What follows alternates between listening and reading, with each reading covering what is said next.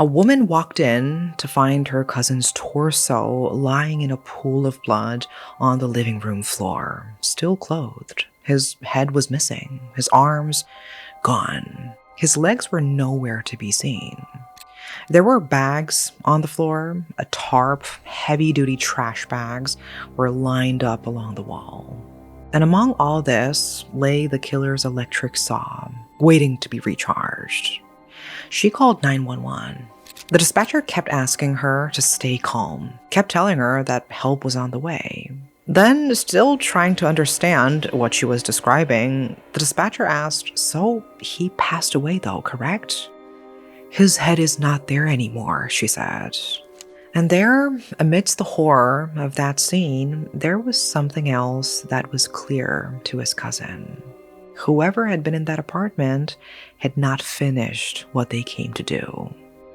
This is the story of Fahim Saleh.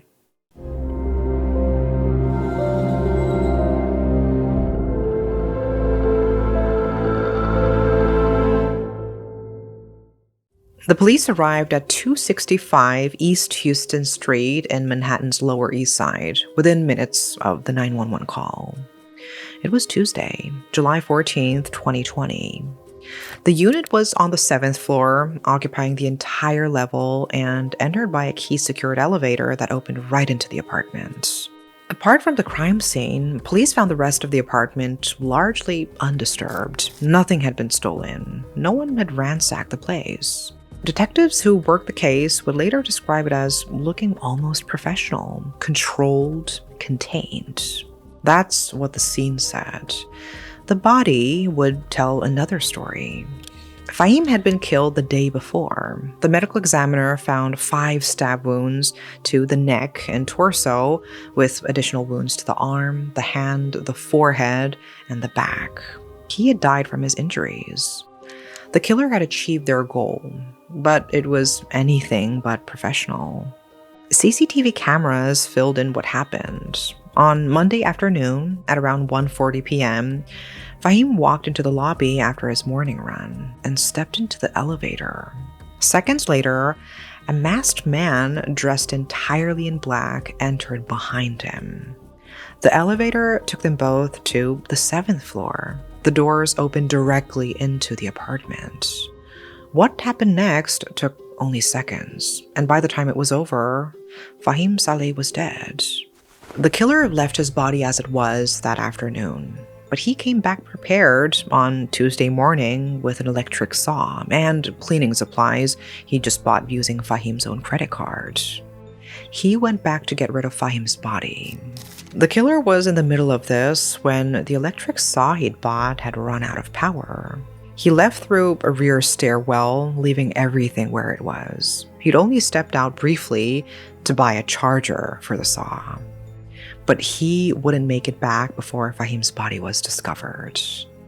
The investigation moved fast. During the struggle in the entryway the day before, the masked man had dropped his ID cards. A witness had come forward, and Fahim's credit cards had been showing up in transactions all over the city, starting from the hours right after he died. The transactions led to an address. The ID cards gave the police a name. They had the killer. But before we talk about that, we need to understand more about Fahim. Fahim Saleh was born on December 12, 1986, in Saudi Arabia to Bangladeshi parents. The family came to the United States when he was 4. They landed in Louisiana and moved around a bit before eventually settling in upstate New York. Fahim spent much of his adolescence in Poughkeepsie, and around when he was in the 8th grade, he discovered a passion for computers. And not only was he passionate, he was skilled. Fahim was 12 when he built his first website. By the age of 13, he was monetizing them. Jokes, prank content, things that spread fast. A $500 check from Google arrived in the mail, addressed to him personally.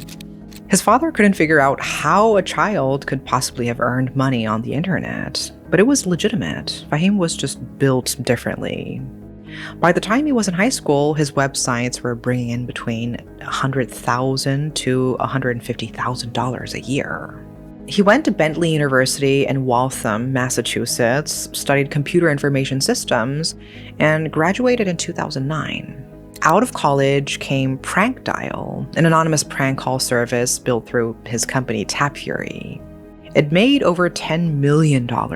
He was a self-made millionaire before he turned 25.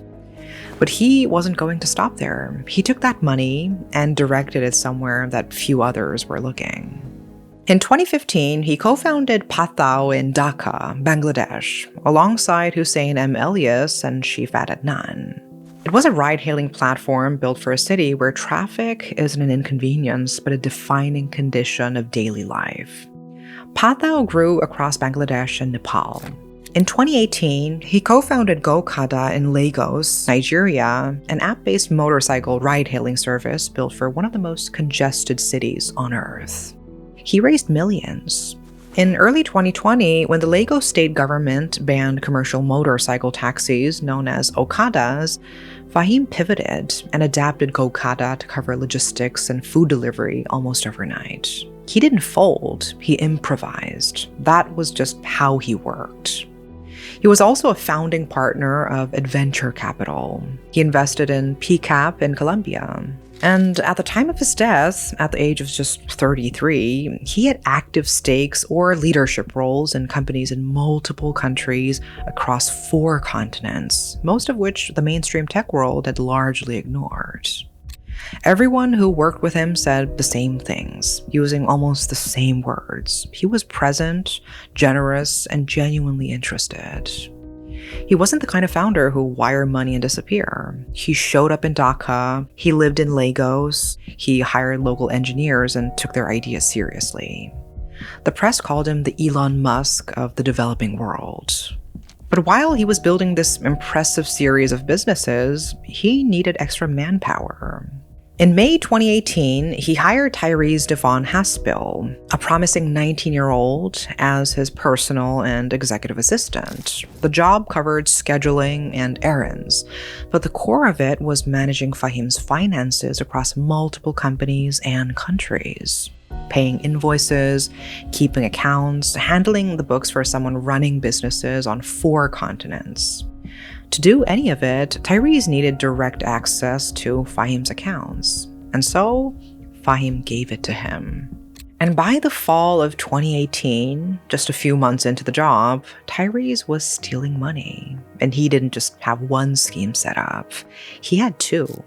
Scheme 1 was a PayPal account set up under a name close enough to one of Fahim's real vendors that allowed any money taken to go unnoticed among normal transactions. Fake statements covered the trail. Scheme 2 was a shell company with its own bank account, used to siphon money through fabricated transactions. While all this was happening, Tyrese had started dating someone. A French exchange student named Marine Chavot, the first person he would later say he had ever loved. The stolen money paid for the kind of extravagant lifestyle he wanted her to believe he had. In May 2019, just a year after he'd started working for Fahim, Tyrese resigned. He could feel the walls closing in. The longer he stayed, the more likely someone on Fahim's financial team was going to catch something. And so he got out before they caught him. But then he kept stealing. No one had discovered the PayPal account, and so he kept using it. Around January 2020, the shell company fraud was discovered, and Fahim's team traced it all straight back to Tyrese. Fahim had every right to call the police, but he didn't. He offered Tyrese a repayment plan instead, allowing him to pay back the money over the course of 2 years. No felony charges, no arrest. Tyrese said yes, and he started making payments. What Fahim had no way of knowing was that the money for those payments was coming directly from the PayPal account, the fraud Fahim still hadn't discovered. Rather than repay the man who had shown him compassion, Tyrese decided to steal more money from him, and then hand that over instead. By the time investigators put the full picture together at trial, they calculated that the total amount stolen was close to $400,000 US. But before this, Tyrese realized that he still had a problem. Fahim had discovered one scheme, but he was meticulous. He could find the PayPal account. And when he did, there would be no second repayment plan. There would be an arrest. And so Tyrese made a decision. He was going to kill the man who had shown him compassion. According to prosecutors, he considered killing Fahim on at least 3 separate occasions. In March 2020, he followed him all the way to Lagos, Nigeria, and brought a knife. Back in New York, he followed Fahim twice to a house in Hopewell Junction. He had considered 2 different plans, either burn the house down or stab Fahim while he was out on a run.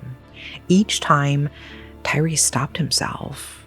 But then, in May 2020, he committed to killing Fahim in his home. That's when the research started. Tyrese looked up the anatomy of the neck. He tracked Fahim's movements through social media. He researched cleaning methods. He looked up the depth of the Hudson River. In the weeks before the murder, he bought heavy-duty trash bags, a Swiffer, and an electric saw. He inquired about a vacant apartment directly across the street from Fahim's building. And it was during COVID, so viewings were self-guided and no one was watching.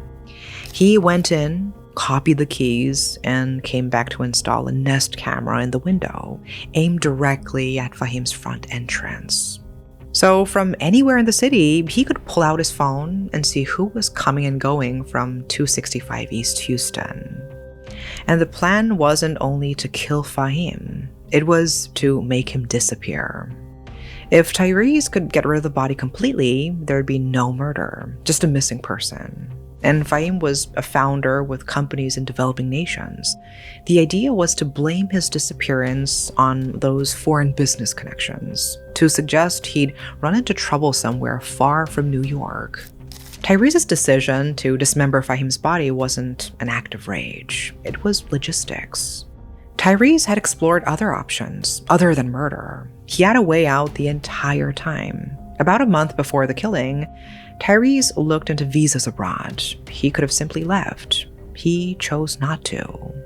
Tyrese laid out the logic behind his actions later, on the stand. If I take his life, then I won't have to pay him back. If I don't have to pay him back, I won't have to worry about missing a payment. If that happens, I can continue supporting my partner. And so, with his plan in place on the morning of July 13th, 2020, he moved. Tyrese followed a stranger through the lobby in Fahim's building and slipped into a stairwell. He had a knife and a taser in a duffel bag. He sat in that stairwell for roughly 5 hours. He waited for 5 hours in a stairwell, and he didn't talk himself out of it. Fahim came home from his run at around 1:40 in the afternoon. When Tyrese followed Fahim into the elevator, he was wearing a dark plastic face shield, a baseball cap, sunglasses. It looked like the full COVID PPE kit. Fahim apparently noticed and said something to the effect of, "You're really taking this seriously." The doors opened directly into the 7th floor apartment. Tyrese tased him in the back. Fahim went down. He managed to get one sentence out. "What are you doing?" According to Tyrese, those were Fahim's last words. Before he could say anything else, Tyrese stabbed him multiple times, hitting him in the neck, torso, arm, hand, forehead, and back. Before leaving, Tyrese pulled out a mini vacuum and tried to collect the Axon Taser's anti-felon identification discs off the floor. Tiny confetti-like tags, each one printed with a weapon serial number designed specifically so police can trace a taser back to whoever bought it. He got most of them. He missed some. Then the next day, when the battery of the electric saw had died and Tyrese had stepped out to buy a charger, Fahim's cousin came to check on him. She hadn't been able to reach him in a day. When she arrived at the apartment, she found out why. By the time Tyrese came back around the block, police were outside the building. He turned right back around and walked away. But Tyrese wasn't done. He kept spending Fahim's money. He booked a luxury Airbnb in NoHo for Maureen Chavot's upcoming 22nd birthday. She had no idea where any of the money was coming from. Neighborhood cameras caught him walking the streets, accepting a curbside delivery of gold 22 balloons, and shopping at expensive stores. Purchases at APC and Christian Louboutin were later traced back to Fahim's credit cards. And to make it all the more horrifying, the whole stretch of it, the Airbnb, the balloons, the shopping bags were all being purchased less than a mile from the building where Fahim's body was still sitting in bags on the floor. Police later pulled Tyrese's phone records. In the days after the murder, his internet history was full of searches for his own crime, with keywords including dismembered body and Fahim Saleh, and the news articles about the man that he had brutally murdered. And all the while, he was still using PayPal, shamelessly pulling money from Fahim's accounts. On July 17, 2020, 4 days after the killing, 21-year-old Tyrese Devon Haspel was arrested at the luxury Airbnb in NoHo he'd booked for his girlfriend's upcoming birthday. He was charged first with second-degree murder and later indicted on first-degree murder. He pleaded not guilty. The progress of the COVID-19 pandemic pushed the trial back for years. Tyrese pleaded not guilty and waited. So by the time he stood in a Manhattan courtroom in June 2024, he was 25. His public defender, Sam Roberts, opened by conceding to everything. That Tyrese had stolen from Fahim, killed him, and had come back to dismember his body. What he argued against was the specific charge. It was not first-degree premeditated murder, he said. The defense argued that it was a case of extreme emotional disturbance. He was a man with childhood trauma, terrified of losing the woman he loved, and it pushed him past the point of control. The prosecution countered this narrative with the timeline of events. The Nest camera across the street, the anatomy of the neck searches, the Hudson River depth research, the heavy-duty trash bags, and the electric saw bought weeks before the killing. The 5 hours spent waiting in a stairwell, the mini vacuum used to remove the taser evidence from the floor. That is not a mental breakdown. That is a series of calculated decisions. The jury took just 3 hours to reach a conclusion. On June 24, 2024, Tyrese Haspel was convicted on all counts: first-degree murder, 2 counts of second-degree grand larceny, second-degree burglary, tampering with physical evidence, and concealment of a human corpse. The sentencing hearing was on September 10, 2024, before Justice April Neubauer. The DA's office wanted a sentence of 50 years to life. Sam Roberts argued for less. Then Tyrese stood up, and in a voice barely above a whisper, he said something nobody in that courtroom expected. "Unlike my counsel," he told the judge, "I don't think anything less than life without parole would be appropriate." Justice Neubauer sentenced him to 40 years to life, 25 for murder and 15 for the larceny, burglary, and concealment. Restitution was ordered. Tyrese will be 61 years old before he can stand in front of a parole board, and that board can decide to keep him in prison until he dies. Fahim's sister Rifayat called Tyrese a con man and a murderer. Fahim's father, Ahmed, said the killing was sickening.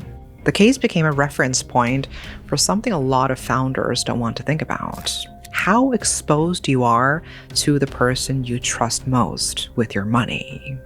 There are cases you walk away from with open questions, doubts about the investigation, doubts about the verdict, doubts about what the system may have missed, and this is not one of those cases. What stays with you is something harder to deal with. Fahim Saleh built things for people in countries the tech world had written off. He showed up, he stayed, he put in the work, and he touched the lives of people around the world. And when he found out the person he'd trusted had been stealing from him for over a year, he didn't call the police. He called a meeting. He sat across from that person and offered him 2 years to make it right.